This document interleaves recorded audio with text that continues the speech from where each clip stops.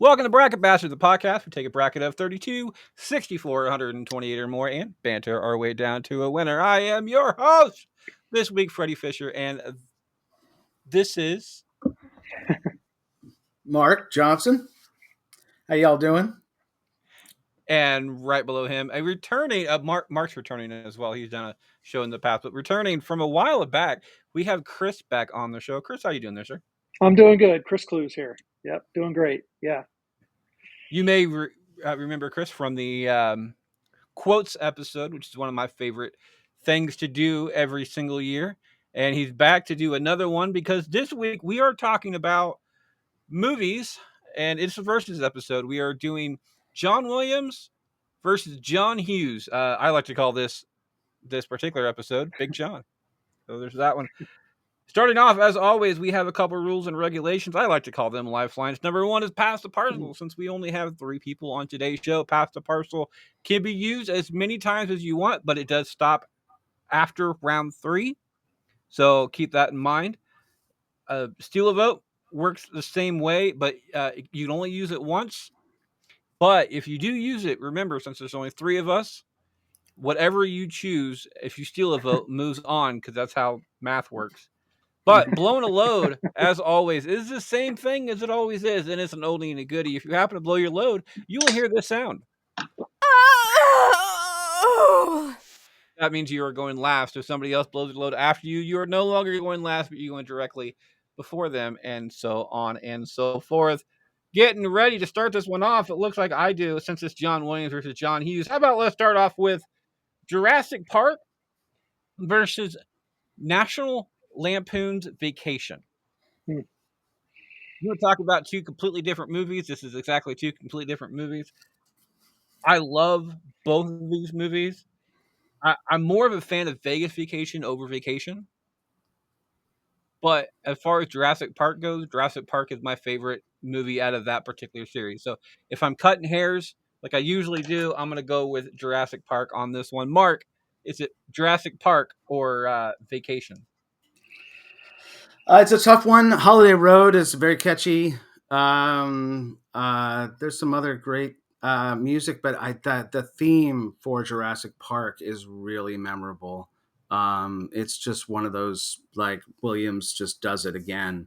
And I can't help but imagine, like, I'm more comparing John Hughes soundtracks to John Williams soundtracks. And so when I think of it in those terms, I'm going to give it to John Williams. I'll say Jurassic Park. Gets another one, Chris. Is that how we're doing it? Sorry, music, not the movies. You can That's vote. That's how I'm doing it. Okay. You don't have to. You don't have to. Your right. vote is your decision. I always tell people if you don't like a particular movie just because you walked into your dog humping your favorite couch in the process when this movie was on, and you don't like it because it brings up bad memories for that, we don't have to know that reason, but it just begs to differ. Like it is your choice at the end of the day. Damn it, Fido, that's my humping couch. Get off of there. So I'm going to go, I mean, for me, like, I love Jurassic Park, but Vacation in terms of comedies is one of the greatest comedies of all time for me. And Anthony Michael Hall, I mean, what a run he had. And it really started with Vacation. It was this nice 6-7 year run, but it was an incredible run. And Chevy Chase, Christy Brinkley. I mean, for me, Vacation is just one of those where if it's on, I'll watch it and I laugh every time. And it's given us one of the greatest characters, in my opinion, in cinematic history, in Cousin Eddie. So that's my argument. Vacation gets a vote off of that one, but Jurassic Park moves on to the next round, 2-1. Mark starts us off. Mark, is it Jaws or Breakfast Club? Oh, man. So I saw Jaws when I was like 6. It was back when you just brought your kids to every movie. It didn't matter how violent it was. Could not go in the pool for very many years. But the Breakfast Club I have seen over 20 times. I watched that over and over on VHS forever. And the music in Breakfast Club, there's so much in it. I mean, there's so many memorable songs. So just in terms of a film, but in terms of music, I definitely go Breakfast Club on this one. Gets a vote, Chris. This is a really tough one. I mean, because Jaws, as Quentin Tarantino said, it may be the greatest film of all time, and it really is one of the few movies that move the needle in terms of people not doing something that they did before. So, like my mom used to say, that after Psycho, people always looked outside of the shower curtain. They'd never really done that before. Now people are thinking about sharks when they went in the ocean. Having said that, The Breakfast Club, for me, being almost 55 years old, I was 15 when it came out. It's the iconic movie for Generation X. Yeah. It really defines Gen X, and even to this day, it's still kids are still appreciating it because it's every high school around the country has those characters in it. The soundtrack, as Mark said, "Don't You Forget About Me." So I'm going The Breakfast Club. Gets a vote. Gets a vote and the win off of that. I'm going to go with Jaws off of this one for multiple reasons, especially the one as far as if you want to talk about lifetime effect. It Jaws. One of the things that Jaws had is that it actually, for a movie that is about a scary shark, it actually helped revive the shark population because people stopped going swimming. It has the same effect, and I don't come from the Jaws generation. I come from the Final Destination generation, where you will see lines of traffic avoiding the logging truck. Right. Yeah. And I'm I I got pulled over for speeding one day because I was passing a logging truck, and I told him flat out, I'm like, I I asked him, I go, have you ever seen the movie Final Destination? And he's like, yeah, but that's not a reason to speed. I'm like, I'm not one to tempt fate. I just wanted to pass him. It was a 2-lane road, and knowing me, that'd be the type of thing to do. But I did. I was going like 20 miles over the speed limit trying to pass the guy because the guy was Um, actually going the speed limit. But just like driving around police officers make me nervous and make me do stupid no. things. Yeah. Uh, Driving around logging trucks like that makes me do stupid things. So I don't. I and when you want to talk about a movie that has messed up people in my generation for so long, it's Final Destination, and I put Jaws in the same definition of that. It Mhm. is its long term effect in that gets it. Plus, again, it's helped out sharks, and I'm a huge fan of sharks. We have Shark Week coming up as far as the show goes as well, so keep that in mind. Well, Uh, my just a quick note: my sister works with sharks, and you're right No. that it saved sharks because Peter Benchley regretted writing it because they went on all these shark hunts after the movie, and so the Peter Benchley Foundation actually is a shark conservation foundation. Yeah, There so you you're go. right. If you love yeah. sharks, then Jaws made it happen. Yeah, you're right. Uh, Respect. Breakfast Club moves on 2-1 to the next round. Chris starts us off. Chris, is it Saving Private Ryan or Weird Science? Man, I know these matchups are just. I mean, could you have not done like Curly Sue versus? I mean, I think Curly Sue versus Saving Private Ryan would be worse. it would be It would, easy. It would be easy. It would be easy to do. it would be Uh, easier. be much easier. Oh my god. Wow. I can't believe I'm going to do this because I absolutely love Weird Science and Bill Paxton as Chet, like just a nod to Bill Paxton just Yeah. being Yeah. awesome. But I can't, I mean, Saving Private Ryan, just based on the fact that guys who went through World War II said that was the most realistic opening scene that they had ever seen, or most realistic war scene they'd seen in a movie, and the fact that it tells this incredible story of these amazing humans. I'm going to go with Saving Private Ryan. Gets a vote. I Weird Science is probably one of the. It's not the most, but it's one of the most problematic movies in today's Why? generation. I don't understand why. I'm, I'm not going to get into that. Like, I don't get me still wrong. love it. I still We love it. are rated for that type of content. I'm just not going to get into it right now. Um, if you're gonna, it's much like Porky's though. If you want to go watch it for the comedy, knowing that like it is what it is type thing, it's a good movie. However, Yeah. I'm gonna agree with Chris on this one. the authenticity of Saving Private Ryan is, with the exception of 1907, is probably 1917, not right? sorry, 1917. That's what I meant. Yeah, that Yeah. was amazing. It's probably the most realistic dramatization of an actual movie visually. So I'm gonna appreciate that one. Let's get my vote as well. Plus, the entire Saving Private Ryan. A couple weeks ago, we did a uh, oh, what was it? Not Sex Life and Movie Title, but uh, something along those lines. Rule 34. We're talking about that, and they they adapted it Saving to Saving Shaving Ryan's Ryan's Privates. Privates. Yeah, yeah, Shaving Ryan's Privates. So yes, yes. so I'm not that's not affecting my vote. I just find it funny. So Mm. Saving Private Ryan gets my vote off of that one. Mark, finish this up. Well, I got two marks against Saving Private Ryan. One, all that weird stuff where they replaced the phones with like walkie talkies instead. That was just why. And two, I feel like it was a technical marvel. They rendered a war accurately. But the story was really all the stories of every World War One kind of, Kelly's heroes with less humor. Kelly's Heroes, man. That if you ever seen that, the comedy in that is just stellar. Um, so I have to take it down a little bit on that one.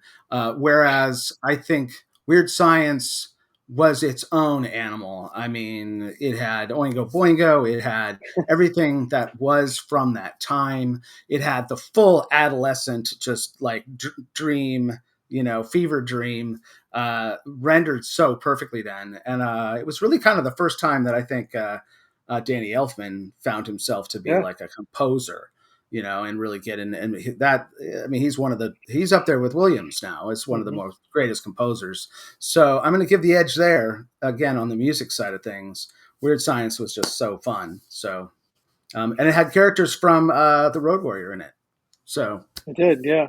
And by the bonus. way, not for nothing, you said that it's a super problematic movie, but let's not forget that the most powerful person in the movie is Lisa.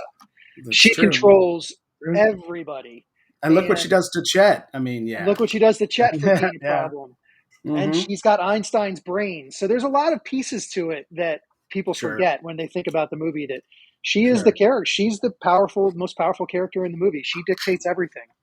It's true. It is definitely worth a rewatch in that situation. Mhm. Next up, I start us off. It is either going to be Ferris Bueller's Day Off or Harry Potter and the Sorcerer's Stone. I don't like Ferris. I don't like. I get the comedy. I get everything else involved with it too. It's just a movie that I've never found entertaining, and I don't know why. And I'm from that particular generation too, so it's weird on me. However, uh, the Harry Potter politics aside on this one, that movie started a generational shift, and I got a whole bunch of kids reading that haven't read the books before, but wanted to know what happens in the future on the actual movie side. So I'm gonna go with Sorcerer's Stone on this one. Mark, is it Sorcerer's Stone or Ferris Bueller's Day Off? I got to go with Ferris Bueller. Just a personal anecdote. They filmed a scene from that movie in my high school. They, usually film in Chicago, but I lived in the Valley and they used our dean's office to do some scenes. And John Hughes was there. And I met John Hughes and I asked him a question because I had this question that I really wanted to know the answer to. I wanted to know the punchline for the joke in the Breakfast Club when Bender's walking along the rafters and after he gets his weed and he says the naked lady walks into a bar with a 2-foot salami under the one arm and a poodle under the other, and the bartender says to the naked lady, "I suppose you won't be needing a drink." And I asked him what the punchline was, and it turned out there is no punchline. It was just a Mhm. sort of proto joke that was made up of stuff from the crew that they just threw together for the sake of that scene. Um, but the rest of the movie was not filmed anywhere near us, but I was very honored to be able to ask him that question. And I mean, that's just the perfect movie in so many ways. I'm sorry it doesn't resonate for you. But to me, that is peak John Hughes. I mean, Breakfast Club, Ferris Bueller, Pretty in Pink maybe, like just so peak. And Matthew Broderick was just the best. And the music, I mean, there's so much. There's the Beatles in it. There's Yellow. It's just such a quintessential 80s movie. So music, just on a music alone, hands down, Ferris Bueller. Gets a vote. Chris's tiebreaker is it Sorcerer's Stone and Ferris Bueller's Day Off. Yeah, I mean, look, I think I agree. I think Ferris Bueller's Day Off is almost a perfect movie, and it is one of those that defines the 80s. Ferris being still to this day in our pop culture vernacular, obviously Harry Potter is as well, but to be 40 years, almost 40 years removed from Ferris Bueller, 39 years, and you say Ferris Bueller, and a 12-year-old and an 80-year-old both know the name. And so to me, that says something about the staying power of Ferris Bueller. Now, I will say that I do think it maybe should have been named Cameron Fry's Day Off because he actually has the character arc. Ferris is just Ferris, but Cameron has the character arc. He's the one that actually figures out why he's so miserable and what the problem is in his life. But putting that aside, for me, it's Ferris Bueller, no brainer. Piggybacking off that, I actually did see, as far as pop culture wise, yesterday at work I seen a Save Ferris shirt. So yeah, nice. And it wasn't old, like it wasn't an old shirt. So I agree with that one. It's almost to the entire vote Pedro type. Yeah, yes, well. Totally. It's timeless. Ferris moves on. Ferris moves on 2-1 to the next round. Next up, Mark starts us off. Mark, is it Raiders of the Lost Ark or Planes, Trains, and Automobiles? Oh, odd. So, I mean, Planes and Trains is a wonderful, hysterical movie. When it comes to like the idea of a road movie gone wrong, just such a perfect cast and the whole way across. But Raiders of the Lost Ark is one of the greatest films ever made. It represents like everything that film serials going back 100 years, and the formulas, it's just so perfectly distilled in every way. It is so perfectly paced. And the music, I mean, everyone knows the music. Everyone knows da, da, da, da. I mean, come on. You just, it is such an amazing film. Planes, Trains, and Automobiles, I can't think of a song from that. So I'm sticking to my general, overriding rule. So yeah, Raiders for me. Raiders gets a vote. Chris? I mean, couldn't this be like She's Having a Baby versus Raiders of the Lost Ark? Just try to like help me out here. That wouldn't be entertaining at all. Come on. Yeah, I know. Listen, I kind of know. I know which way you're going to go, but I'm going to.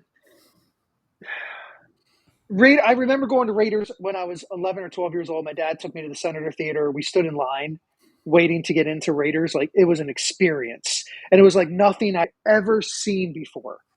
But I am going to make the case for Planes, Trains, and Automobiles. And this is why, because as I've grown into an adult, hopefully in some ways, and Ferris and Breakfast Club were my favorite John Hughes movies back in the day, I've come to just absolutely love Planes, Trains, and Automobiles.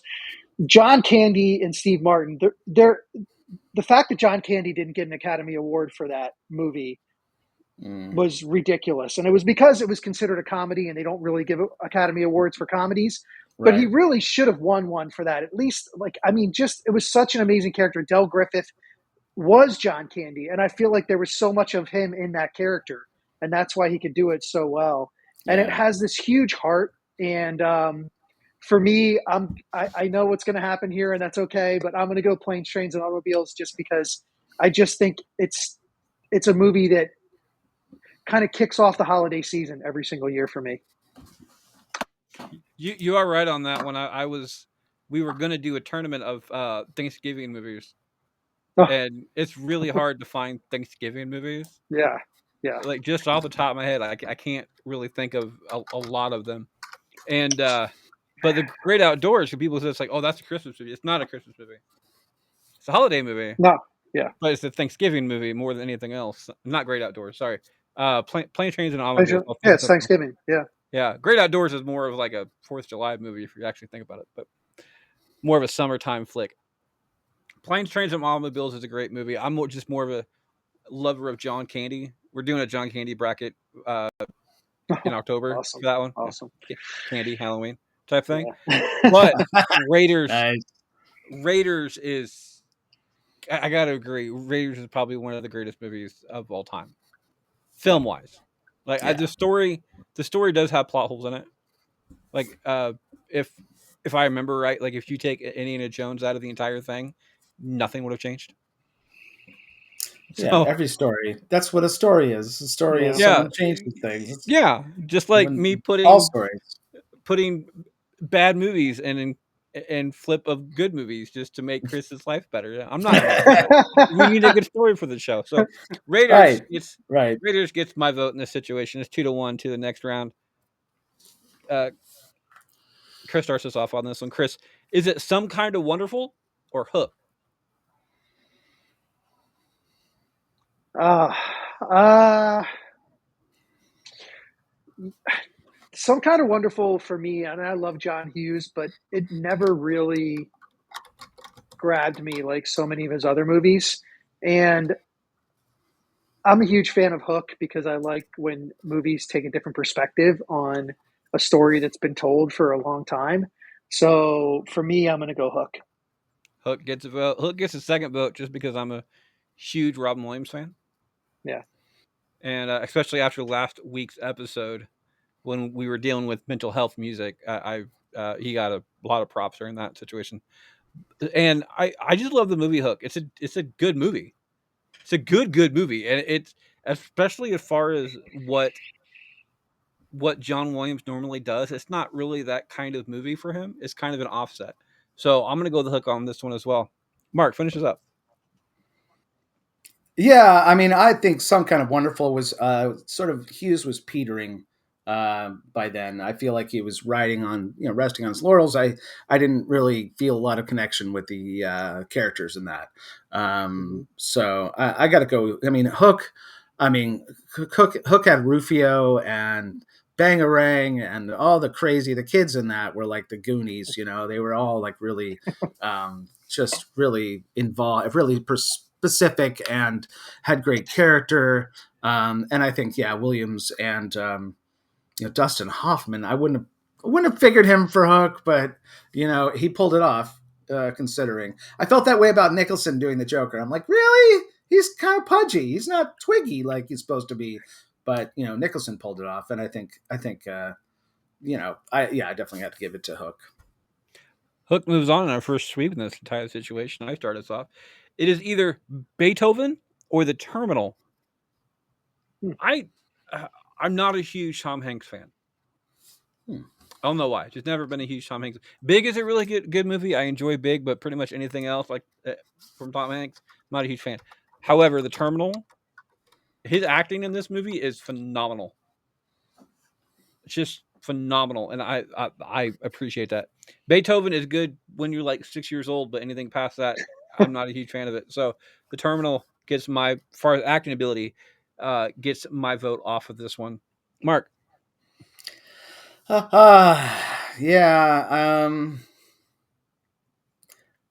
I like The Terminal as a film better, obviously as an adult, and Beethoven to me represented like the big silly, like this is really just for kids. Like there's really nothing in here for you as parents. It's just for the kids. And I feel like when you have films like that, you lose a lot. Like Pixar is a pretty good job of bringing parents into it, and there's a story there, and the kids when they grow older they'll notice and they'll get some nuances and stuff. Beethoven was really just like make this guy's life miserable. I mean, Grodin fucking he's just the best and a wonderful performer. But it's not the best of films. So I'll give it to The Terminal as well. gets another one. Chris, So then the Terminal's moving on. So I'll just go Beethoven because I love dogs. And that's it. Dogs Big are dog. my life. Big. I have a big dog myself. I have a pit American All Bulldog right. mix. So yeah. So yeah. Awesome. Mark finishes up the first half of round one. Is it E.T. or the 1994 version of Miracle on 34th Street? Oh, E.T. Come on. E.T. was amazing. I mean, it was really, that's peak John Williams. A remake? You're trying to have a remake compete with an original? I mean, I'm sure E.T. borrowed from all sorts of other, alien visitor kind of stories and stuff. Definitely a little bit of a greatest American hero a vibe in there, the way the aliens come in their ships. But come on, ET was just it's just insane. Like the best movie for like 30 weeks or something. Uh, I remember going to see it, and there were only seats in the front, so I watched the entire film like this, just looking straight up from the front row. Um, but yeah, and music wise, you just ET is just there's a flow of music and excitement that makes that film. I give Williams a lot of credit for the power of that film. So yeah, Et gets a vote, Chris. Yeah, ET for me. It's I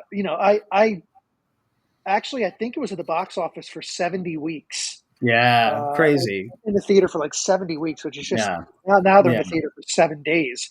Uh, yeah. but yeah, so I love ET. I actually went to see it twice. I watched it once, and then I took my $2 movie ticket and went over and snuck into Fast Times at Ridgemont High. I was 12, Nice, and that was like nice, the perfect. That was the best $2 I ever spent. nice. But yeah, I'm gonna go ET because it's even today when it's on, I watch it. Et gets 2 votes, which means it does move on. I'm going to go with Miracle on 34th Street, the remake. I personally think this is better than the original. Richard Attenborough, Attenborough. which people may remember him from another movie on this list, which would be Jurassic Park. He played the Right. Mm-hmm. evil old guy. I'm not going to call him evil, I guess. He's not evil. He's just Right. misinformed, misguided. Right.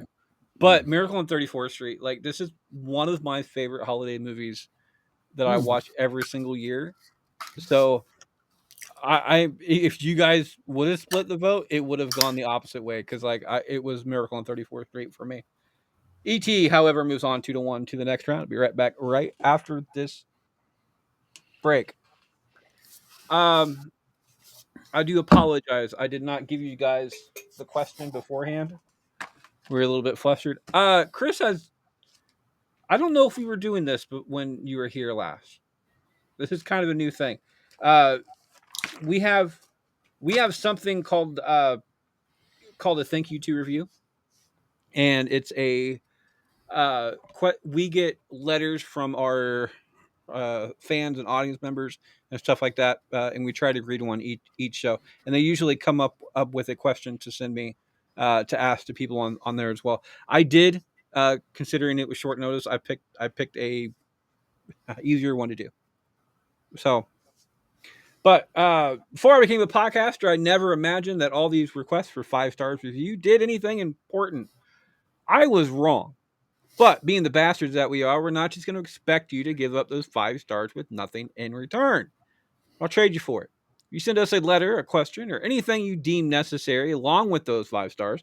We'll not only give you a shout out on the show, but we'll also read your submission live on air. We like to call this our thank you to review.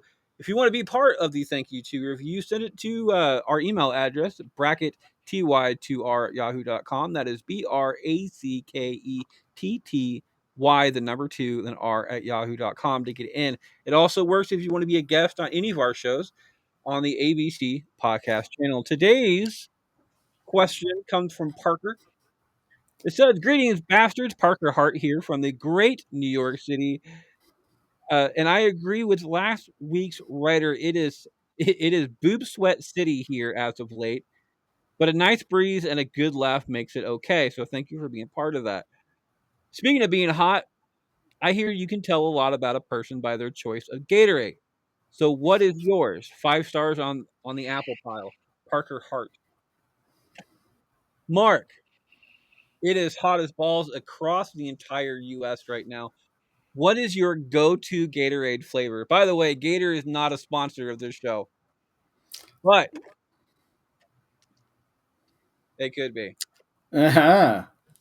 Yeah, I mean, I remember the orange was always my favorite. But if I can get a blue Gatorade, it's cooler than the orange kind because it's blue. So if it's really hot, I go for the blue. Blue gets a nod. Chris, do you have a favorite flavor of Gatorade? Yeah, it's that Frost. I think it's the blue, that one. Yeah.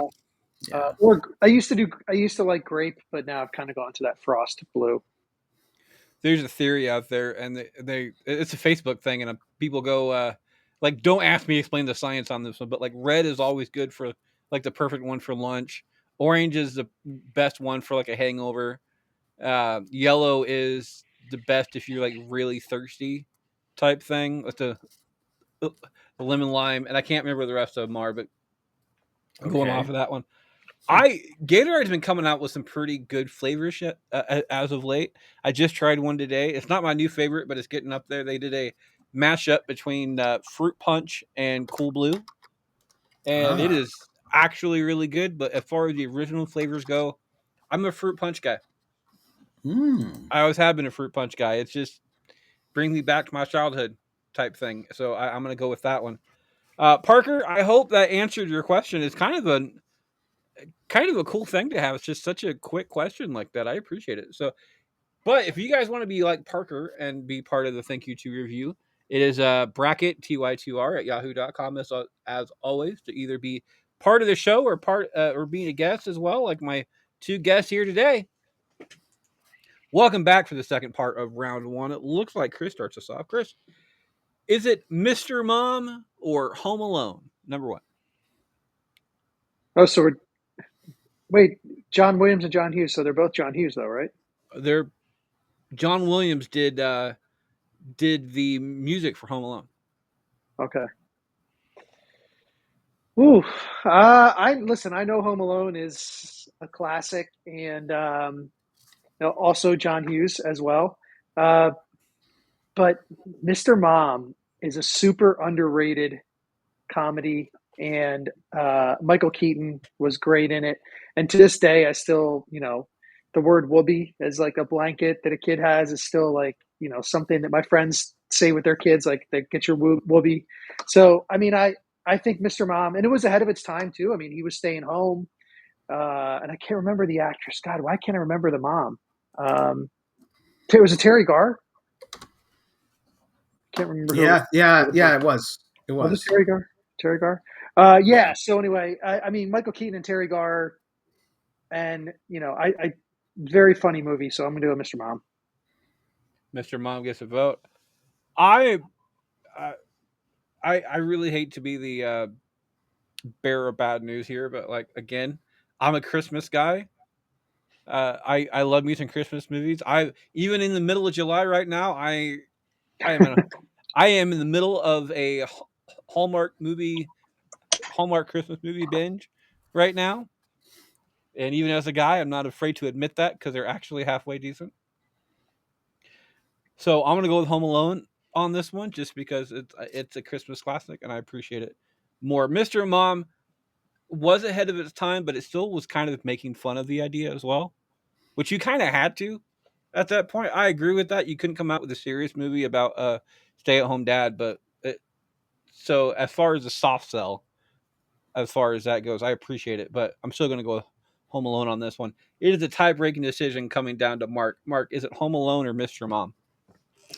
Well, for me, I mean, I think Mr. Mom was great. There's so many great lines. There's when Martin Mull's her boss and he comes to pick her up in the morning and he's like, "Hey, you want some beer?" And he's like, "It's 10 o'clock in the morning." It's like scotch, It's just like the idea of doing momming like a dude was the running joke, right? Like how would a guy do mom stuff, which I think is fun and great. But Home Alone is just the slapstick and the comedy and the pacing of that is just perfect in so many ways. Like just the first one, I don't think there's much to say about the following ones, but the first one was just there's so much to it that I'll remember that probably more than Mr. Mom. And I know if I was going to sit down and I was going to watch a movie with a bunch of 10-year-olds, they're going to sleep through Mr. Mom.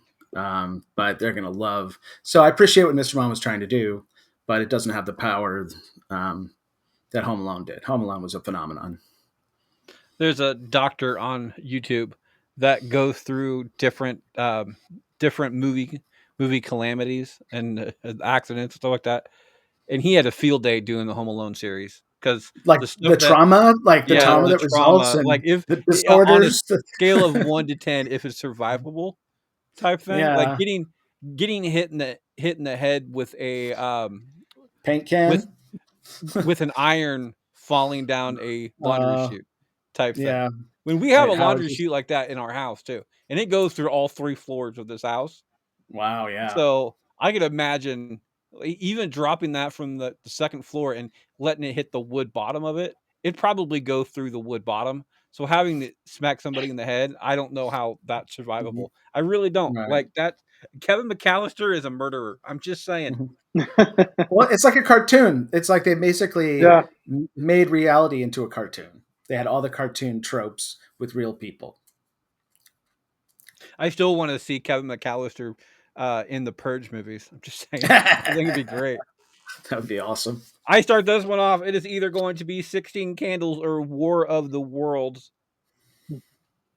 I I enjoy the history of War of the Worlds. I really do. I enjoy the radio drama. However, the movie couldn't stand it.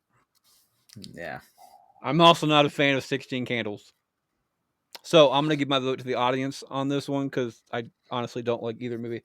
The audience and an 11 vote difference between the two of them gives it to 16 Candles off of this one. Mark, is it 16 Candles or War of the Worlds?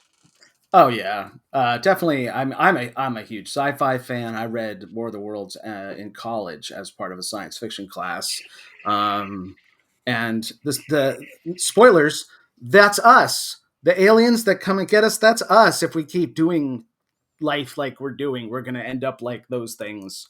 That's the whole point of that story. Great story, but the way they made it into the movie, it was just like, I'm running away, I'm running away from this thing. It felt it. I found it. I've actually found it tiresome. I did not like the remake at all. So, 16 Candles. Come on, 16 Candles was just perfect in so many ways. Again, problematic, probably more than Weird Science in a lot of ways. Um, but I'm not gonna. That's not going to be part of my calculus here. But just so many memorable scenes in 16 Candles. I'll never forget it. And the music is unforgettable. There's so much great stuff. Mhm. Uh, and I think he was able to kind of write his own ticket and pick whatever weird bands that were going on that you've never even heard of. The soundtracks were very diverse and interesting. So yeah, definitely 16 Candles. Gets the vote and the win off of that one. Chris finishes up. Yeah, I mean, 16 Candles for me. I mean, the music, Thompson Twins, If You Were Here, I still love that song. Every time I Yeah. hear it, it takes me back. Yeah. Jake Ryan, I mean, this, Yeah. I tell people, like, I tell, girls that I know, like if you want another bite at the Jake Ryan apple, you should watch Vision Quest. There you'll get to see Jake Ryan again in the movie Vision That's Quest. right. Matthew Before he kind of Modine. Yeah, Yeah. before he went Yeah. off and started making custom furniture for people, wooden furniture for people, and does a pretty good job of it apparently. Yeah, so I mean, yeah, and I know we use the word problematic a lot, but the reality is like every piece of art is made for the time. Yeah. Whether you can go back 300, 400 years to Victorian age and the paintings and stuff, everything is made for that particular time. And it's 2025 and 2055, people are going to be looking back at 2025 and saying, how could they say that? How could they do it? But the Right. reality is that every Totally. piece of art is made for its time. So, and 16 Candles is just, I mean, Farmer Ted is a great character. He's absolutely Yeah. ridiculous. And Yeah. and then you've got John Cusack and Joan Cusack kind of getting their start, both together in the movie with Yeah. small little parts with the, black and white would Yeah. just capture the moment. Yeah, I love it. 16 Candles for me. Moves on 3-0 to the next round. Mark starts us off. Mark, is it Pretty in Pink or Schindler's List? Wow. Man, Completely I opposite. yeah, yeah, like Pretty in Pink, of course Oof. I really loved it. I'm kind of a ducky myself, or I was back then, and I definitely feel an affinity. I think though, that Schindler's List is such an important film. in so many ways, and it holds a real strength in my heart. I don't think a lot of films have affected me like that one. So I give it to them. Schindler's List. Gets a nod, Chris. Yeah, for the same reason. I mean, I do really love Pretty in Pink. I think it's a great story, and wrong side of the tracks, right side of the tracks story, which are great. The Outsiders did a great job of that a few years before Pretty in Pink. Uh, and S.E. Hinton wrote the great American novel at 16 with The Outsiders. But I love the right side, wrong side track. But let's be honest, like Schindler's List is one of the most important movies of all time, and Yeah. I couldn't vote against it for that reason alone. Yeah.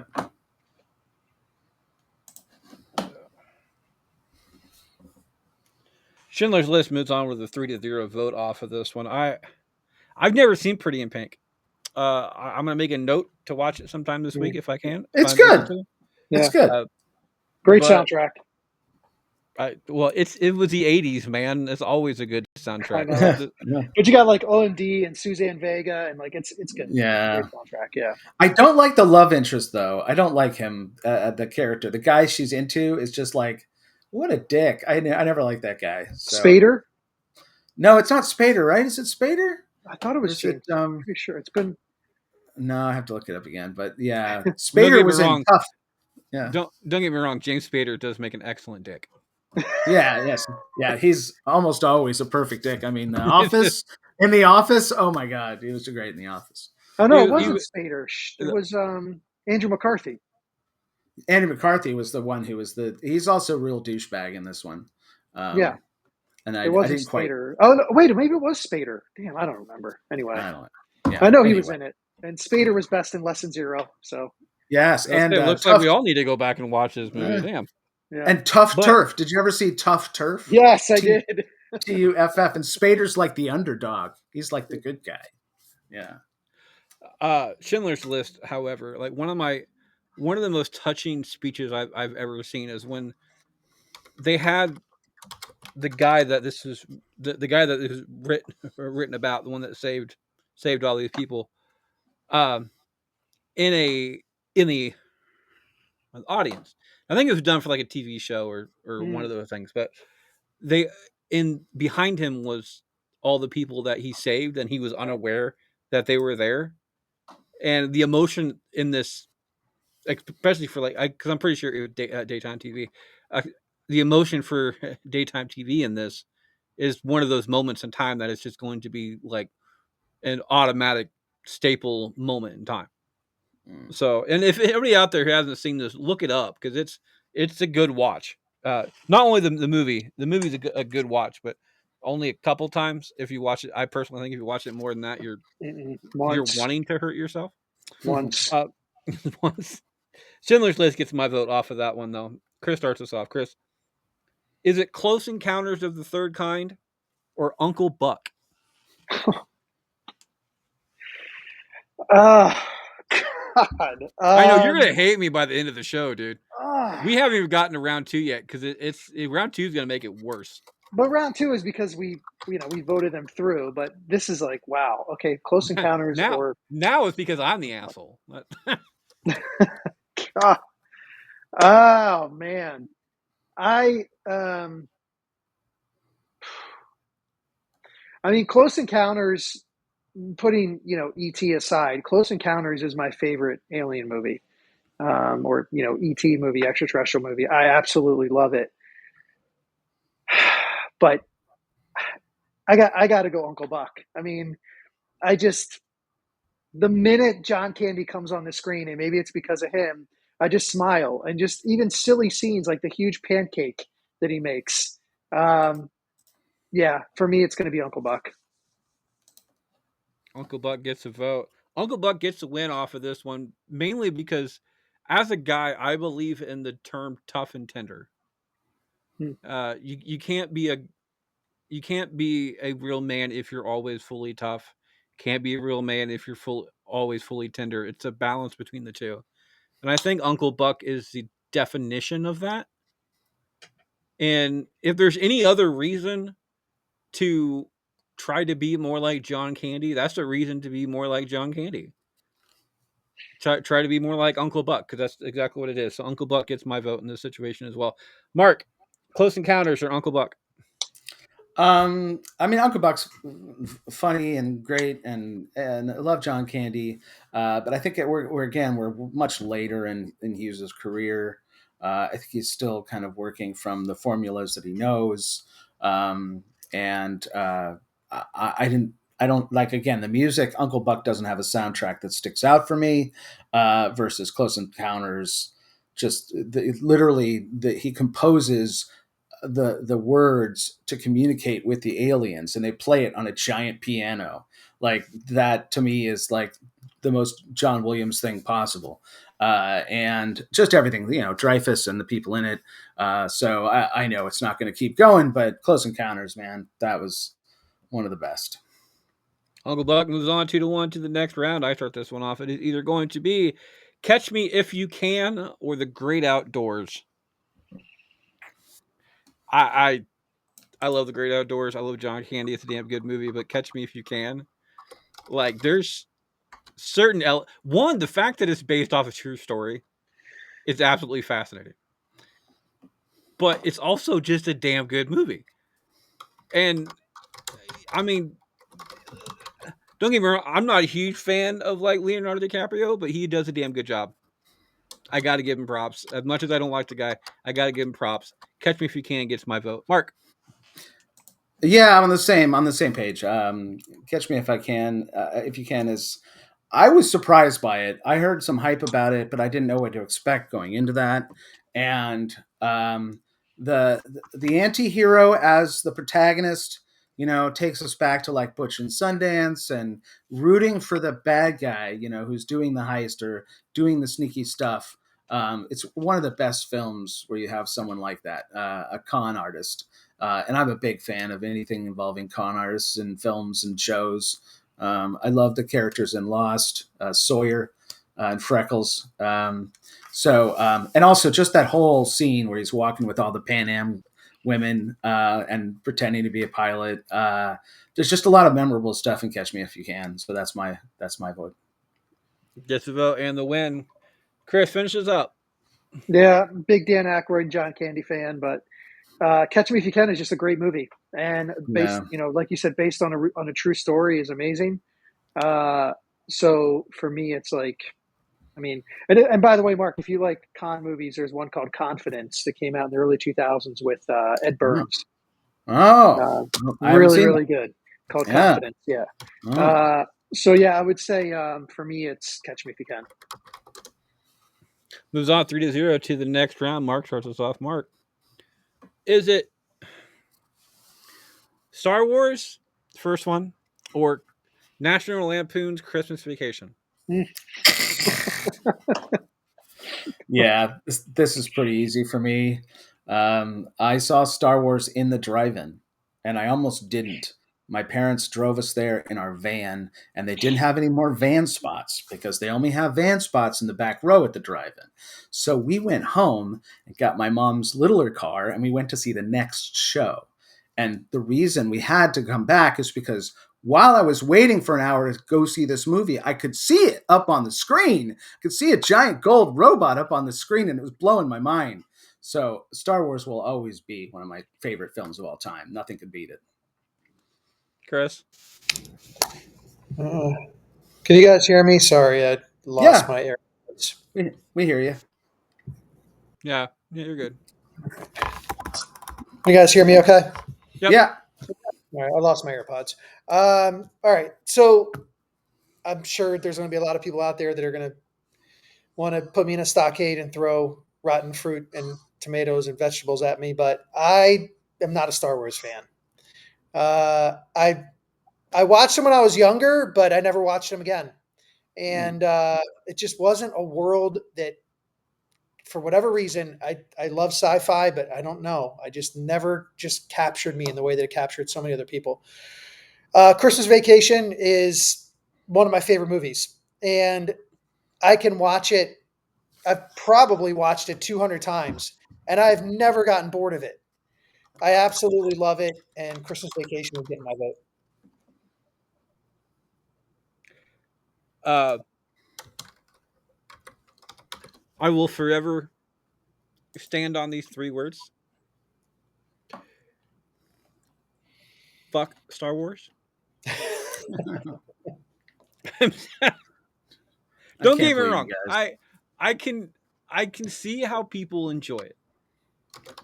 I can. It's decent, but I tell people it's like people give this an 8, 9, 10 when realistically the best movie is a 6. It was the right time, the right circumstances. It was right after the entire space age boom type thing too. So it was exactly what it needed to be. You put Star Wars out now with like not the new ones, but like the original Star Wars redone in today's age, I don't think it would do half as well. No, it'd be amazing.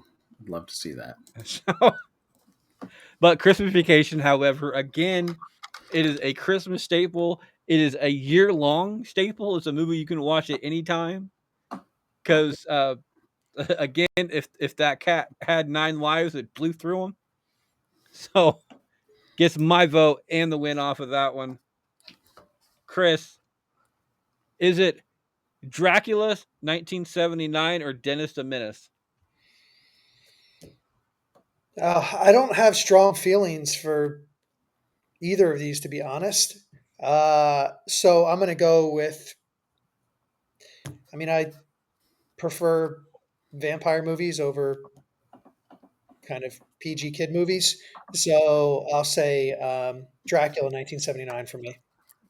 Gets a vote. I'm going to go with the audience off of this one. The audience says Dennis the Menace and a 5 vote difference on this one. So it is a tie-breaking decision coming down to Mark. Mark, is it Dracula or Dennis the Menace? Now we're talking Dracula 79, Yep. like the OG one. Yeah. Um, yeah, Dennis the Menace was a dumb movie. It was just a dumb movie they made to like pull from a show. They were taking whatever IP they could to like throw together.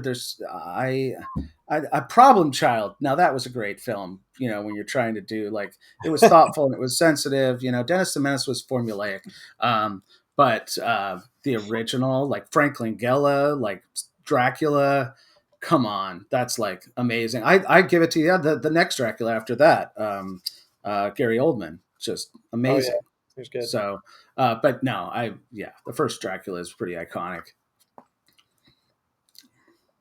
Dracula moves on 2-1 to the next round. Last up in this entire thing, I start us off. It is either going to be The Patriot or Flubber.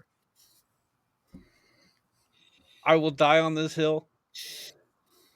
Flubber is one of my favorite Robin Williams movies. Definitely in my top 10 list of Robin Williams movies.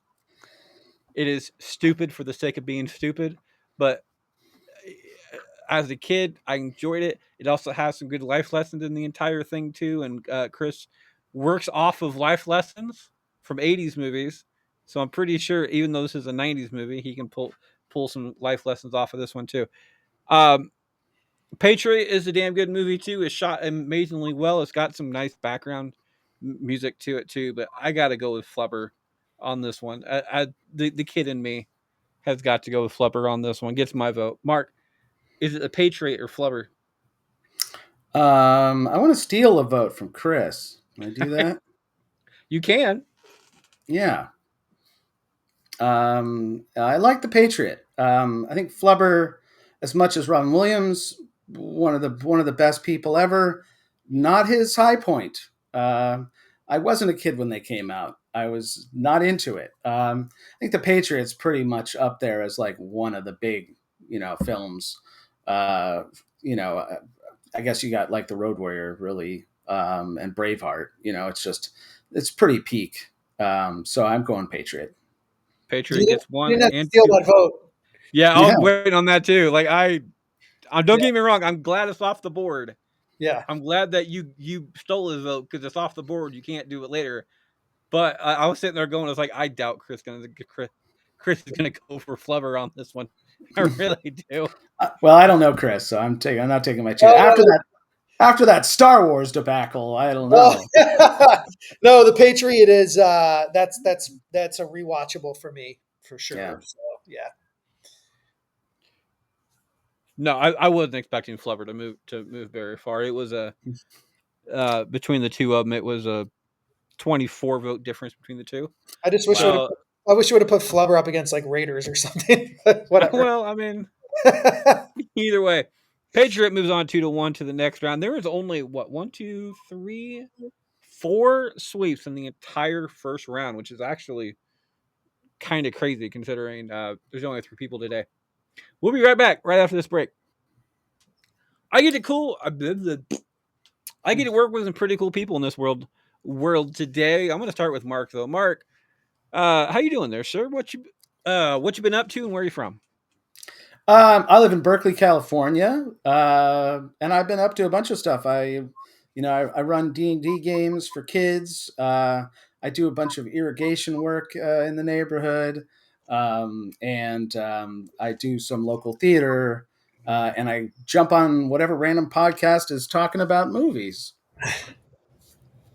And we are always talking about movies and stuff like that. Yeah, we have a podcast with David Patterson. We do the Dr. P.F. Jeremiah and his Infernal Roommate podcast where we review movies in character, and it's a lot of fun. Yeah. The Blues Brothers episode just dropped yesterday. Ooh. So actually this morning at like 12:02. So it was Okay. to get technical. Speaking of movies though, Chris does a lot of stuff with as far as movies go.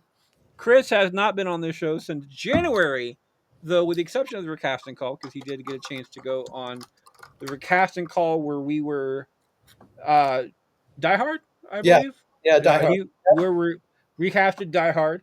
He will be on a future episode when we're doing Field of Dreams as Yeah. well. So look forward to him on that one. But Chris is he got a really cool ass job too. Chris, tell the people about yourself. Yeah, so I actually was in corporate marketing for like 20 plus years. I lived down in South Florida, uh, grew up in Baltimore, and I am now a speaker and author for the last 7 years. I've written 3 books on the lessons we can learn from 80s movies. So started out focused a lot on workplace culture, shifted to life lessons throughout the books.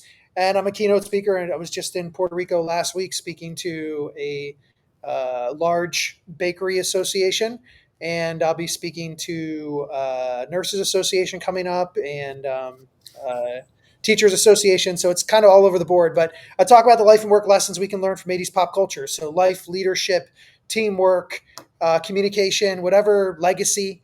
Whatever that association or that corporation is looking for, I have like 160 lessons from about 45 movies. I bet Love you're it. an absolute beast at like an 80s trivia night. I Just love 80s trivia. Yes. it's Yeah. like Yeah. if anybody needs a partner for that, like Chris is the person to go to.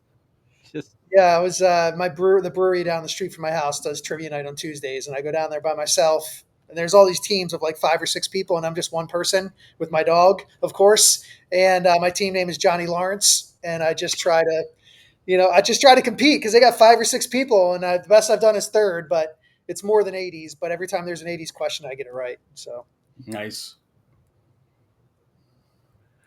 That was our time. yeah, it was It's our time. Our time down here. It's our time. I am an 80s baby, but I'm a 90s kid. So yeah, it happens. Uh, welcome back for round 2. Looks like Mark starts us off on this one. Mark, it's going to be getting harder from now on. Is it Jurassic Park or Home Alone?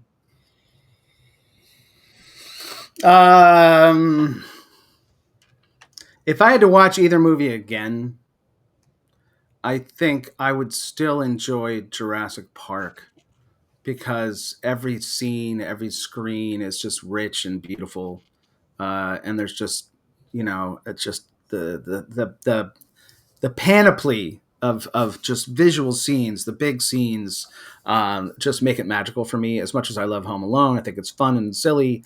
It doesn't hold the. If I had to pick a movie, I'd choose Jurassic Park. Gets a vote, Chris? Yeah, for me, it's Jurassic Park. I mean, I do say that The special effects were incredible when they came out. It was amazing. I Yeah, do kind of regret it a little bit because now everybody just uses CGI and nobody goes out and films on location anymore, which is really yeah, depressing. I'm hoping the new remake of Highlander, they actually go out and film on location instead of putting them in front of a freaking green screen and doing this ridiculous CGI. Having said that, when I first saw the dinosaurs in Jurassic Park, I was the same way as Sam O'Neill, where he just like took his sunglasses off and he's like, my God, like that was me when I saw those dinosaurs. And yeah. so I think for that reason, and also that Michael Crichton was writing about this stuff 20 years, like 15, 20 years beforehand, is just pretty amazing. So for me, it's Jurassic Park. Gets a second and a third vote off of this one. I'm a huge fan of Home Alone. However, movie wise, story wise, the way the movie shot wise, uh, dialogue wise, everything across the board is just better. Jurassic Park. It's a little too dark for me, but I understand that gives the entire ambiance um, of the actual movie because it's supposed to be. So it's a thriller slash horror movie type thing. I don't consider it a horror movie. It's more of a thriller than anything else. Yeah. But it does get my vote. Jurassic Park moves on 3-0 to the next round. Chris Life, starts us off. life finds a way. Life Life finds a way. finds a way. Chris starts us off. Chris, is it Saving Private Ryan or Schindler's List? Wow. Uh, just for the sake of, because I mean they're on equal footing for me, but because I don't think I'll ever watch Schindler's List again. I, as you said, once is enough. I'm going to go with Saving Private Ryan because I there's optimism in both movies, but I just Saving Private Ryan for me is it's a rewatchable. It's an incredible film. I'm not a huge fan of Matt Damon, but as you're not a huge fan of Tom Hanks, but Vin Diesel gave his best dramatic role ever when he's laying there in the water after in the rain with the sniper, and he's like, it's a letter from my dad. It's got blood on it, and he actually had like a great little role in there. So I'm gonna go with Saving Private Ryan. Gets a vote. I'm gonna go to the audience. Let's see what the audience says. Between Schindler's List and Saving Private Ryan, and an 8, so it's pretty close, an 8 vote difference between the two. They say Saving Private Ryan, so gets my vote because of the audience. Mark, Saving Private Ryan or Schindler's List? I gotta say Schindler's List. I still feel like Saving Private Ryan was a technical marvel, like Avatar was a technical marvel. Certain films kind of blew you away because they were able to render the war so like you were there. That's all amazing, but I'm looking at the story, so I'll be the outside vote. Saving Private Ryan moves on 2-1 to the next round. I start this one off. It is either going to be Catch Me If You Can or Raiders of the Lost Ark. I think story wise, I'm gonna go with Catch Me If You Can. Uh, I enjoy the action in Raiders. I absolutely love the scene where the guy is just being a badass with a sword, and then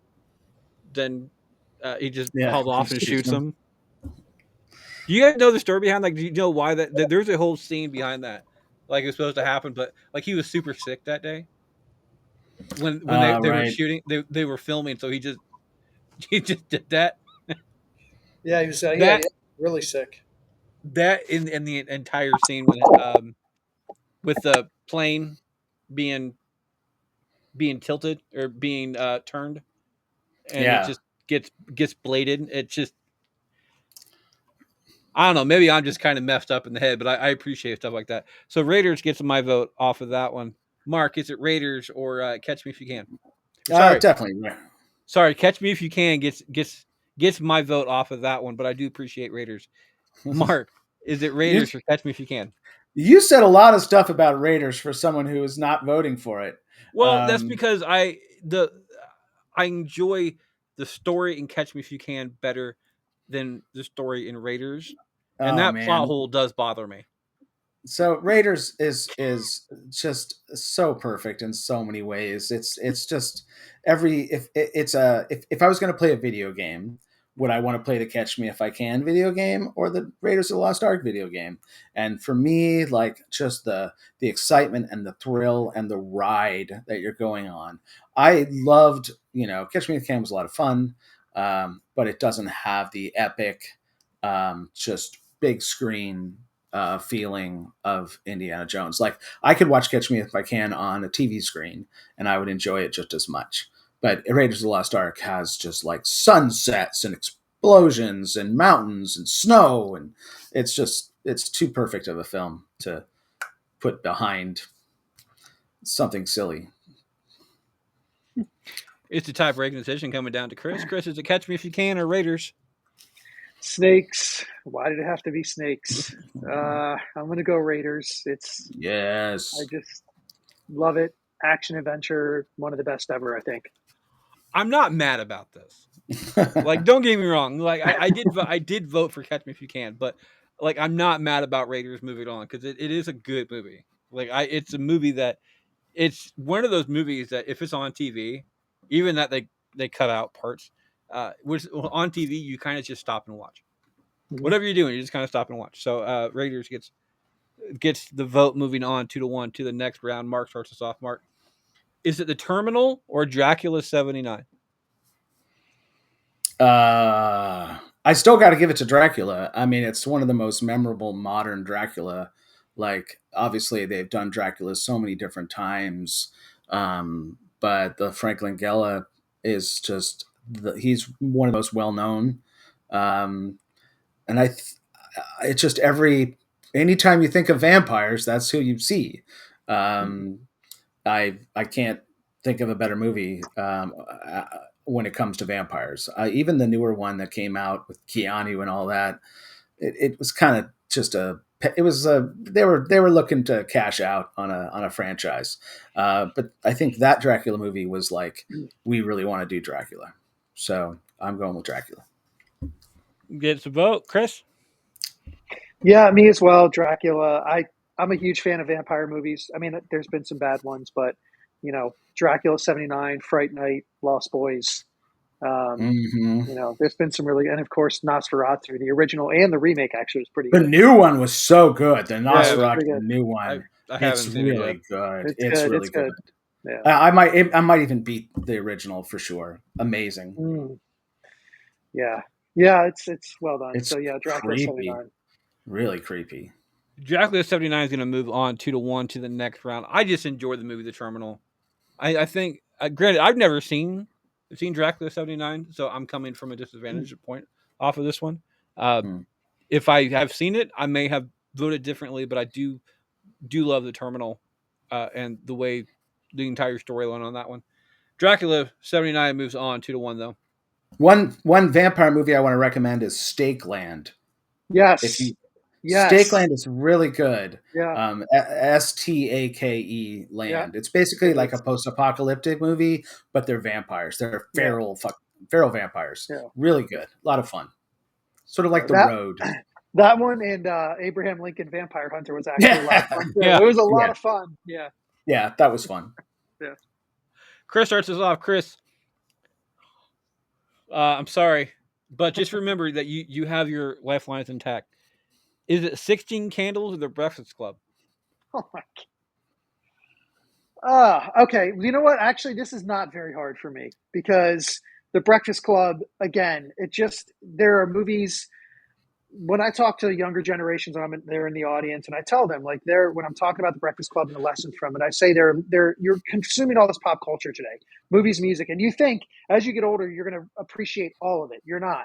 There are going to be some iconic movies and songs that are going to define your generation, and it'll never change. And for the Breakfast Club is just the defining movie for Generation X on so many levels. And even today, it's an hour and 33 minutes. And that scene with the kids in the back of the library alone, when they're when they're getting to know each other and they're telling each other what each of them did to get in there. And then, she says, I think it was Samantha says, when we grow up, oh no, Ali Sheen's character, Allison says, then Allison says, when you grow up, your heart dies. And Bender says, who cares? And she says, I care. And it's just this amazing 6 minutes. Andrew, by Emilio Estevez's character, the athlete, he says, of all people, he says, we're all a little bizarre. Some of us are just better at hiding it. That's all. There's so much great dialogue and so many lessons on individuality, being your own person, appreciating others, accepting others in this like 6 minute scene. So I won't go any further except to say The Breakfast Club for me. Yeah. Get to vote. I'm going to go with The Breakfast Club as well, just for the music. Yeah. If for another reason, I'm going to go for the music off of this one. Mark, finish this up. Yeah, definitely Breakfast Club. I mean, it is, like you said, so memorable, and you can it's almost like astrological signs. Like, are you a brain? Are you a rebel? Are you a jock? Are you a basket case? Like, are you a princess? Like, these are like archetypes that we all knew. Those all existed for every like adolescent. We knew what the rules were. We knew who the factions and the groups were, and it really brought those together. So you kind of had an ambassador from each kind of type of kid, and they all were able to sort of touch base and find connection. And it is really powerful in that regard. And again, music's very memorable. And I've got, sincerely yours, The Breakfast Club right here. So I better love it. Nice. I have, I went to a birthday thing and they were doing 80s theme, and I got a jacket. I got the shirt that Carl wears, the janitor. So I have my Carl janitor shirt. I am the eyes and ears of this institution. That's right. That's right. Loved him. The only 80s thing I have right now is I have a Johnny Number 5 flag. The entire "Don't Tread on Me" flag type thing, but instead of "Don't Tread on Me," it says "No Disassemble" on it. Nice. So, and I show it to you, but it's like above the computer. And I don't want to go too far into it, but I went to the Goonies anniversary. It was the 40-year Goonies anniversary a couple weeks ago. And my dad was an illustrator. He worked on the film, and he had a bunch of art to sell. So that's kind of why I was there. But I was able to get to know all these people, and I went into the house, the Goonies house, and I went up to the attic, and I got to see all the rich stuff. And there's a documentary they're doing about it. They completely changed the house so it looks just like it did in the movie. Really? Look for it. It's like a 6-part docuseries they're doing. But I also went into the Short Circuit house, and the guy is like a complete like obsessive fan, and he has like a little crochet, number 5. He has all of this stuff. He has also every Star Wars character, every figure, every GI Joe, like completely. So the whole house is a museum, basically. To that, Kindergarten Cop was also filmed in Astoria, Washington. Oh yeah, that's right. All in the same town. I don't think we've ever had anything filmed in this time, except maybe a cop show. All right, so I think Mark starts us off on this one. All right. Is it Uncle Buck or Ferris Bueller's Day Off? Well, I think it's pretty obvious. I'm going to go with Ferris. Again, it's just such it's a lot like Breakfast Club. There's a lot of like, what am I going to do with my life? Who am I in this world? People trying to find themselves. They don't have an identity yet, and they're trying to understand what that identity is. Ferris himself, of course, is fully realized at a very young age and like completely enlightened, and not even a real person. And I agree that he isn't really the protagonist in this case. But yeah, just such a perfect film, definitely. And the music is, you can't remember a song from Uncle Buck. No. Ferris gets a vote. Chris? It's Ferris for me as well. Look, it's one of those movies that I can watch anytime it's on. I never get bored of it. Abe Froman, the Sausage King of Chicago. There's so many great lines in it. And then of course, now there may have been movies before that did the end of credits scene, but that was the first time I ever saw it as a kid. Waiting till the end of the credits, and Ferris is like, you're still here? It's over. Go home. And then, of course, Deadpool did the exact same thing. Yeah. He's in the robe and everything. And so for me, it's Ferris. It was great. It's going to be 2-1 for me. Uncle Buck gets my vote. I'm a fan of dad movies. I'm a fan of dad stuff because dads don't get, especially in the '80s, which is really weird. But dads really don't get a lot of love as far as film goes, and not only dads, but like dad personas and the male caregivers in situations. So even even if you wanted to call it a pity vote or not, I'm going to go for Uncle Buck just because he's a he doesn't always do things the right way, but he has the good heart behind it. So I'm gonna go with Uncle Buck. Well, Ferris move. if you like the dad movies, then in 16 Candles, the dad has one of the greatest lines Yeah. ever. With Oh, Harry Dean Stanton, right? Oh no, it's in Pretty in no, Pink. no, I'm thinking there's a great. I can't remember About his name. the entire Crushes line. Yeah, it's a It's like yeah, fantastic line. I mean, it's like a line that you deliver to your kid. It's like perfect. If they were easy, they call them something else. I mean, it's just such a great line in the moment. Yeah. And Harry Dean I Stanton does the same thing in Pretty in Pink. It's a great dad daughter moment. don't get me wrong, it's a good moment, but I've always hated stuff like that. The entire like because that's kind of the suck up and take it type line, and there's ways to be as I was saying before, tough and tender. That's one of those tender moments. I think you could be a little bit more tender than the entire walk it off type situation. Well, And he delivered that's it what I'm reading into tenderly. it. He delivered it tenderly. He was very like the delivery was very tender, but you know, anyway, it worked out for her. So Yeah, it worked out just fine. Ferris moves on 2-1 to the next round. Chris starts us off. Is it Christmas Vacation or Hook? I Christmas Vacation. I don't I could go into all the reasons why, but it's definitely going to be Christmas Vacation for me, and I can talk more about it later. But that's a simple one for me. I'm gonna go for Christmas Vacation as well. It's I love Robin Williams. Don't get me wrong, but Christmas Vacation is a staple. It's a year-long staple. Like it's one of those movies that you just don't skip. No, you don't. So Christmas Vacation gets my vote. Mark finishes up.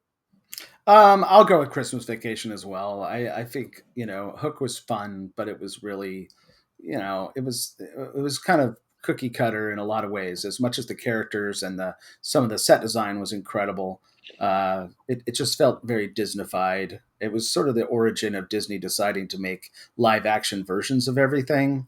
And I haven't really seen much in the way of live action versions of Disney movies that I like. So it set a horrible precedent. Um, so I won't vote for it. I'll vote with you all. I don't I'm know, waiting for them Margo. I'm waiting for them to come out with a live action version of uh crap Treasure Planet. Oh, that'd be fun. I did I like think That'd be Treasure that cool. Planet. I think that'd be Yeah, great. that'd be cool. It Yeah, could be good. So and it's Treasure Planet was a perfect film. That was a yeah. great. I love that. Treasure Planet was one of those movies that it it didn't do well in the box office because it had such major competition that people Mhm. don't didn't realize it was good for a couple of years after it came out, and they started to back Yeah. watch stuff. Yeah. And Atlantis, And because Atlantis was great too. it came They out were around the same time, and it's like yeah, that was their heyday. I'm sitting there going, it's like why? And Atlantis would be a good movie to make a live action Yeah, version as well. it would. You're not listening to me. It ruins them. It just always ruins them. There's never a live action that's good. No. How about a live action of Heavy Metal? Okay, well that's not Disney. That's No, not but that could be Disney. pretty good. Yeah, and you That got a could be great soundtrack. Yeah. Love, Death, and Robots. If you've watched that series, it feels like because the whole premise of Heavy Metal was let's take a bunch of art that we have in our comic book and let's give a bunch of little vignettes. And I feel like they've done that with Love, Death, and Robots. There's some great stuff. Highly recommend. And some of some of it looks incredibly real, but it's all animated. All right, I start this one off. I finish out round 2 off of this one. It is either going to be E.T. or The Patriot. By the way, all the movies that went off 3-0 in the first round, who won 3-0 in the first round, all of them, I'm pretty sure all of them lost. And yeah, every single movie that went, all 4 movies that went 3-0 in round 1, lost in round 2. Hmm. So there's talk about hitting highs and lows. It's either going to be ET or the Patriot on this one. I'm just not a fan of ET. I never have been a fan of ET. I don't know why. It just doesn't really suit me well. So I'm going to go with the Patriot on this one, and just because I want to, I'm going to steal Mark's vote, and I'm going to go with the You Patriot bastard. off of this one. You knew I was Okay. going to go ET. You knew. Both of you are going to go ET. Like Chris is going to go ET as well, but like I'm going to go for the Patriot on here because I want to. Either way, Mark, even though your vote was stolen, what would your vote been? Definitely ET. Funhound. Yeah. Much more memorable to me than the Patriot, for sure. Yeah, after ET, my sister and I don't know how many times we called each other penis breath. I mean, that just was like someone said, like, Yeah. yeah. I mean, I would have been a tough one for me. I probably would have gone ET because it's I tend to get emotional in movies when it sounds weird, but like ET laying on the riverbank, all white and dying Oh, was yeah. still I still get emotional even though it's not a person. Yeah. Just like I got emotional when Wilson the volleyball was floating away. And I'm like, what is happening to me right now? I'm upset about a volleyball that's going to drown. Yeah. That's not even real. So that would have been a tough one for me. I will just say I don't know which one I would have gone for, and I'll leave it at that. It's kind of like you guys folded. I've got my cards. I'm stirring the pot, and Oh. I'm not saying anything. Oh, all right. So would you mind giving it to Oh, the audience then? how do I do that? You just pass the parcel. Okay, yeah, sure, Okay, yep, that's all it is. Pass the absolutely, parcel. yeah, The yeah. audience, if you would have given your audience to vote, which is what we're going to go with, it is a 14 vote difference for the Patriot. Hmm. So the Patriot would have gotten that vote for the audience. So All right. all things considered, Patriot moves on 3-0 to the next round. We'll be right back right after this break. I am your only bastard here today, which is actually kind of cool because we're trying to keep this show short. I don't only host this show. If you don't know what Bracket Bastards is by this point, I do apologize. Apparently, we're not doing a good enough version, but make sure to follow along to the end to maybe might get a little bit more of a clue. This show is not the only show I host. I also host a show called Central Booking, which is a pro wrestling podcast made by fans for fans, where we get to go out and talk about pro wrestling. And it's not the wrestling review show. We get to go and fantasy book our own type of situations. This upcoming episode, we will be taking match types from other companies and booking them into a different company. So it's just my personal favorite is probably going to be taking the Ultimate X match into like probably NXT because I think it'd be fun to watch, and that might actually be something that might happen. Another thing that we do that Chris has been on, by the way, is your casting call. We take old movies and add some new favorites, which is a couple of rules and stuff on that as well. We take movies made before 2000 and recast it with current stars. Bastards Backstage is a interview show where we get to go one-on-one with a particular guest. I will eventually get Chris on that show because I kind of want to hear his answers to some of the stuff. It'd be a great interview to have. And Versus, which we are changing the name to A Night Out, it's a tournament-based show, but the guests get to choose not only the topic, they get to choose the contenders, and eventually they have to determine a winner between the two of them. So it is a fight in half, and um, all moves are valid as far as that one goes. And we also, of course, have the great show that is the only one I do not host is the PF Jeremiah and his Infernal Roommate, which I describe as it's a movie review show with a D&D twist. So make sure to check those out. Welcome back for round. Oh, actually, before we start, I have a load to blow. Actually, we all have loads to blow. These next 4 matchups is the last time you can pass the parcel or steal a vote. Mark and I have already stolen a vote. So, Chris, you have still a vote left. You Mhm. also have, and of course, past the parcel you can use whenever you want up to these last 4 matchups. After that, you have to make the decision. Welcome back for round 3 and beyond. It looks like Mark starts us off. Mark, is it Jurassic Park or The Breakfast Club? Both of these are sweeps in the previous round. Yeah, wow. I'm still Breakfast Club really changed my life. I think Jurassic Park is more widely appreciated by just general audiences. But the Breakfast Club is just too much. Had too much. I was going to high school, when that movie came out, and I was studying theater, and I had to remember every line from that movie. So again, I'm sticking with Breakfast Club. Get to vote, Chris. If he gets up, we'll all get up. It'll be anarchy. I'm going with the Breakfast Club as well for so many reasons. I'm gonna go with the Jurassic Park off of this one just for the practical effects. Some of the practical effects in this movie are absolutely phenomenal. They're actually kind of before their time, and with a movie that does not have uh, any kind of CG elements to it, I think it did amazingly well. Even though Rexy had a tendency to break down, much like Bruce the Shark did. But Breakfast Club moves on 2-1 to the next round. Chris starts us off. Chris, is it Raiders of the Lost Ark or Christmas Vacation? I mean, look, 100 years from now, Raiders is still going to be looked at as a cinematic masterpiece. But I cannot vote against Christmas Vacation. I just can't do it. I think they're both like these kind of Americana movies in very different ways. But I just think Christmas Vacation for me, I watch it more than once a year and I love it. So, God, that really feels weird voting for Christmas Vacation over Raiders, but I'm going to do it. Well, I'm going to do the same thing, and I'm going to take it a step further off of this one.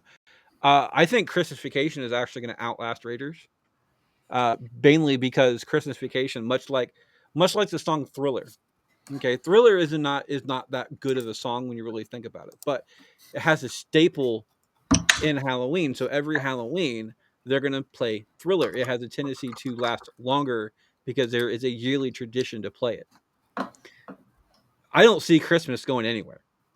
Like I really don't. I think there's enough people on this planet that Christmas is going to be just Christmas. And if you have a movie like Christmas Vacation that combines not only family but humor in such a way that we all have people and pets that this movie works well with.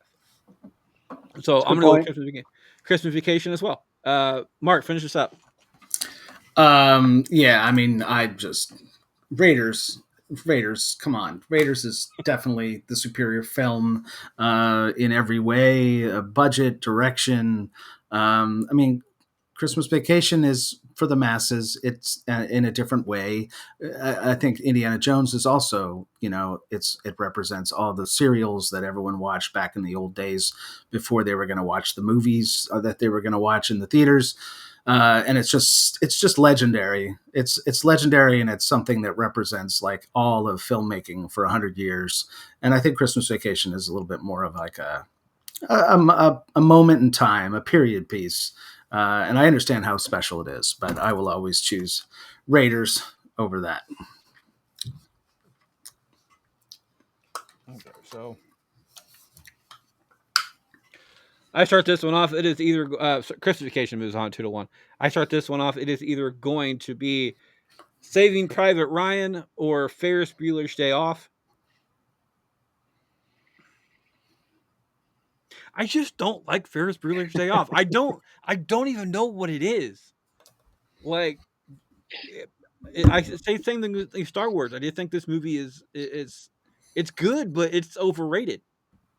People call it like an 8, 9, and 10. I'm sitting there going to solid 6. So It's the same thing with Star Wars on that one. Saving Private Ryan though has got like massive bonus points as far as the entire cinematography and everything else goes. Uh, I'm gonna have to. I'm gonna have to go with Saving Private Ryan, even if it's a throwaway vote. I don't care. It's a throwaway vote. I know Ferris is gonna win, and it's gonna really screw you guys up in the next round. So, Saving Private Ryan gets my vote. Mark, I'll just say one thing. All's Ferris in Love and War. Um, so I'm going Ferris Bueller. Just I think Private Ryan was really groundbreaking in a lot of ways. Not going to put it down, but I think also it's generational. Like Ferris Bueller was just right at that time. It was that movie, and it meant something to me and everyone else that was of age at that time. And I understand that that's something special, but it's something special for me, and it might not be as special for everyone else. But that's what matters. What's special to me personally. So Ferris wins. gets a vote. Chris, Life moves pretty fast. If you don't stop to look around once in a while, you could miss it. And, you know, I live by that, or I try to. And I tell people who are younger, get on that as quickly as you can. Do not wait until you're 40 or 50 to realize that. Life moves pretty fast. You don't stop to look around once in a while, you can miss it. So for me, it is Ferris Bueller's Day Off.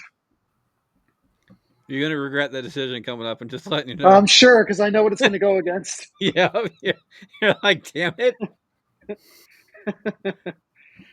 All right. Mark starts. Yeah, Mark starts us off. Mark, last up in. This is the last time to pass the parcel if you so choose. And Chris, this is the last time to steal a vote. Is it Dracula 79 or the Patriot? Just for fun, I'll pass the parcel. Between Dracula 79 and the Patriot, in a 22 vote difference, Patriot gets to that particular vote. Chris, it's a Patriot or Dracula 79? Well, I mean, I don't know if it was going to make a difference or not, but I'll use steal your vote, because this is the last time I have to use it, and I'll go with the Patriot. I would have gone with the Patriot as well. I've never seen Dracula 79, so I don't have anything to base it off of.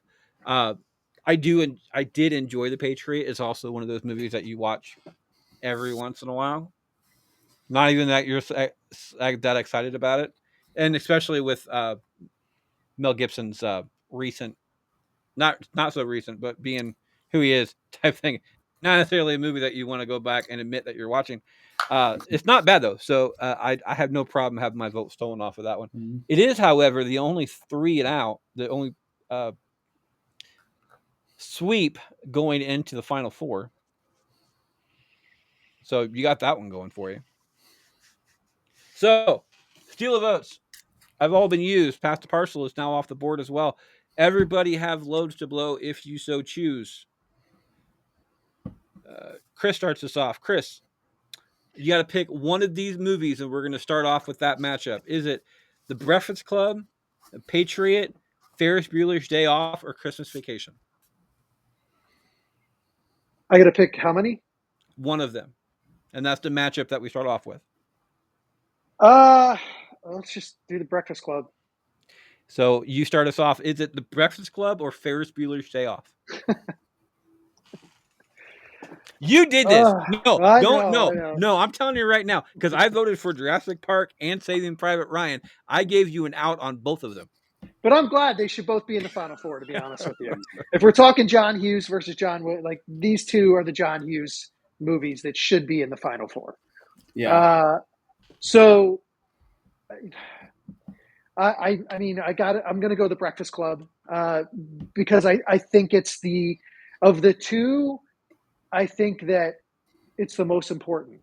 Like, Ferris was fun. Ferris was a moment. Ferris is who we all wanted to be when we were like 15-year-old boys. I can't speak for the girls, but as teenage boys, we all wanted to have some Ferris Bueller. Just like as we got a little bit older, we wanted some Lloyd Dobler from Say Anything. Like if you could take Lloyd Dobler and Ferris and put them together, and you're like, that's who I want to be as a guy. Right. Having said that, The Breakfast Club is just an important movie.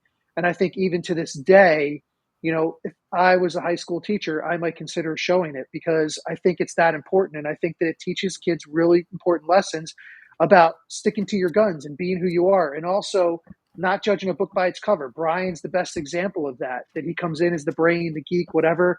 And by the end of it, they're like, this is a cool kid. And they get to learn about him and he learns about himself. So yeah, I could talk about The Breakfast Club forever. So I'll just say that. Breakfast Club gets a vote.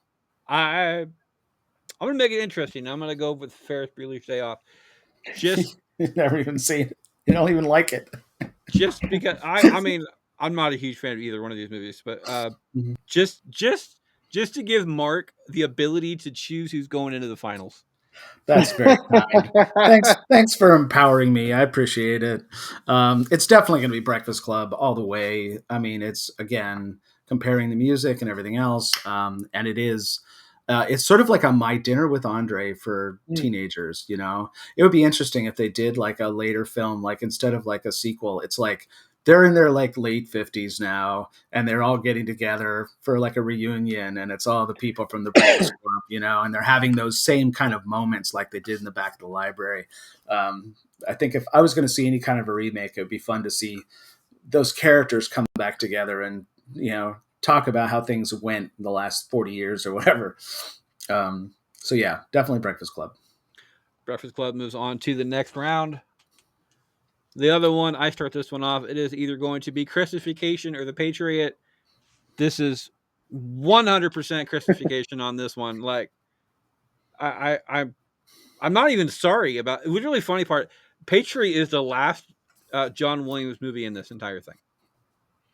And that's surprising. I would like to say too that this exact Final Four is the same Final Four that the audience ended up going with as well. So it may not have been around the same, like fully, the full board may not be the same thing with the audience before, but the Final Four is.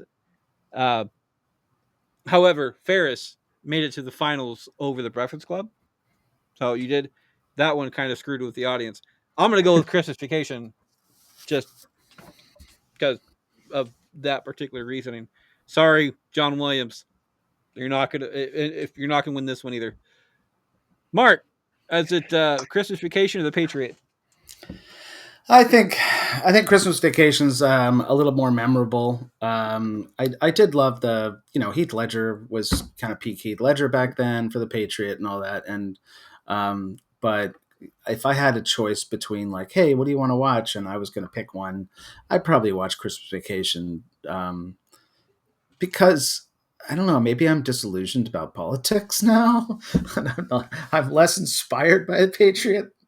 And people have made Patriot like a dirty word now. So yeah. So anyway, for political reasons, I'm going to say an escapist, silly movie maybe is better. Chris, finishes up. I want my boss, Frank Shirley, brought right here with a big red ribbon on his head, brought from his holiday slumber on Melody Lane with all the other rich people, and I want him brought right here with a big ribbon on his head. Well, that's going to be mine. Christmas Vacation. And I will say, like, of all these, though, I got to say, like, the John Williams one that surprises me now that I look back at all of our votes, the fact that Jaws didn't get further is the one movie that's really surprising to me. But that's, you know, for another day. Jaws ended up facing Breakfast Club in a round. I know. Well, that was the problem. Yeah. So, like, Jaws would have gone a lot deeper, no pun intended, if not for that. So granted, all these movies, with the exception of them being the first round was all John Williams versus John Hughes, like they were all randomized. Besides that, like all the John Williams movies was randomized on one side, John Hughes was random on the other side, and then they got matched up on the same line type thing. So just the fact that it went from now, granted, Jaws versus Breakfast Club did actually kind of make me giddy because I was hoping that Jaws was a big enough movie to knock out Breakfast Club. And being the Didn't summer work. months, Jaws would be an excellent movie to win during the summer. And the But 50th anniversary just happened. So yeah, so there's that. but the 40th anniversary of the Breakfast Club just happened. So Do you guys want a third place vote or no? For time purposes. sure, we can do third base. It's fine. Yeah. Okay. So it is either. Let me write this down real quick.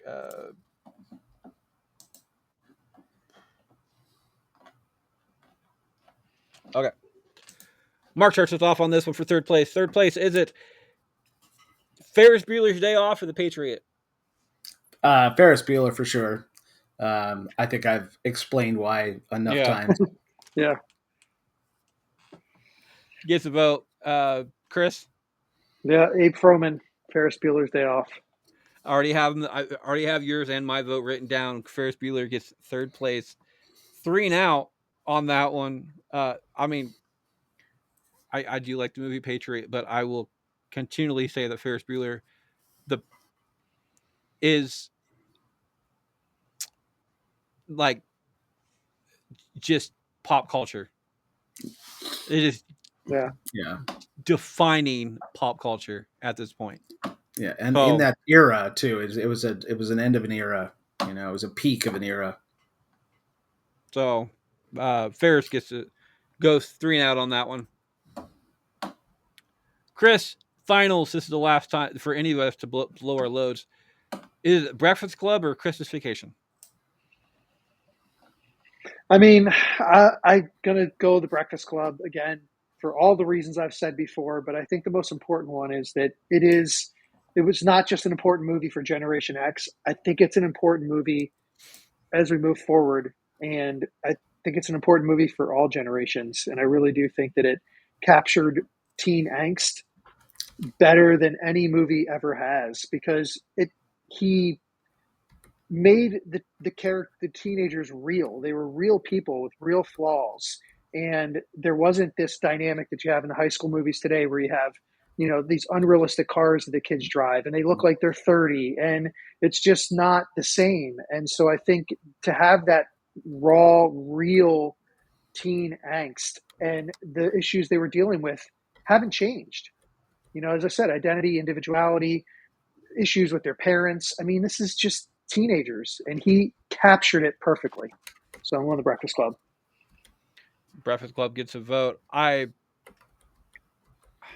can't go I can't go throughout the show without doing this. I'm going to blow my load in this situation, which means I actually get final vote. But it's probably not going to matter because Mark, is it Christmas Vacation or Breakfast Club? I'm going to blow my load again because I just make you go first. All right, just because I enjoy making him a tie-breaking decision, I'm gonna go with Mark. Is it Christmas Vacation or Breakfast Club? So what did you choose? You picked Christmas Vacation. He chose Breakfast Club. Yeah, it's going to be Breakfast Club. Yeah, I figured as much. Yeah. That's all right. The only lifeline not used today is Chris is blowing a load. If he didn't need it, he didn't need it. Christmas Vacation gets second place on this, where Breakfast Club gets first, and third and fourth is Ferris and Patriot. That is our show this week, guys. I hope you enjoyed it. You can find Mark at you can find me on the PF Jeremiah podcast. I also have a podcast coming out called The City of Lost Faces, where we play D&D and talk about silly things. Nice. You can find Chris at you can find me. My website is chrisclews.com, CHRISCLEWS.com. That's where you can find all the information on me, all my videos, and my books are on Amazon. My three books are on Amazon. The most recent one is Raised on the 80s, and that's life lessons from 80s movies for the most part. So that's the best way to find me, and don't you forget about me. And of course, I am your host, Freddie Fisher. You can find me at that on Facebook. While you're on Facebook, check out Bracket Bastard, the audience vote, where you can vote along with us every single week. We are current as we are on right now. I'm don't know if the voting is done on this one, is Will Ferrell movies, because that's the movies that is the bracket that we'll be doing next week. But the tournament on next week, we'll be talking about fictional and non-fictional people named Jess, because it is Bubbles' birthday in a couple of weeks, and we'll be celebrating her because her name is, of course, Jess. So happy birthday to Jess. Happy birthday to everybody out there who are celebrating birthdays in the next couple of weeks anyway, just because we're on that topic.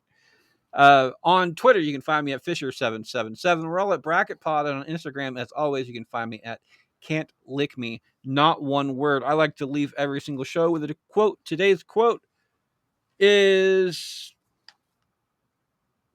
Breakfast Club 1, so I'm going to go with the second one. I actually have two quotes, just in case of depending who won this. It says, a person should not believe in any ism. He should believe in himself. Can you guys name what movie that's from? It's Ferris Bueller. It is Ferris Bueller's Day Off, which ended up getting third place, did not win it. Do you guys want to hear the other quote that I had, just in case of John Williams won?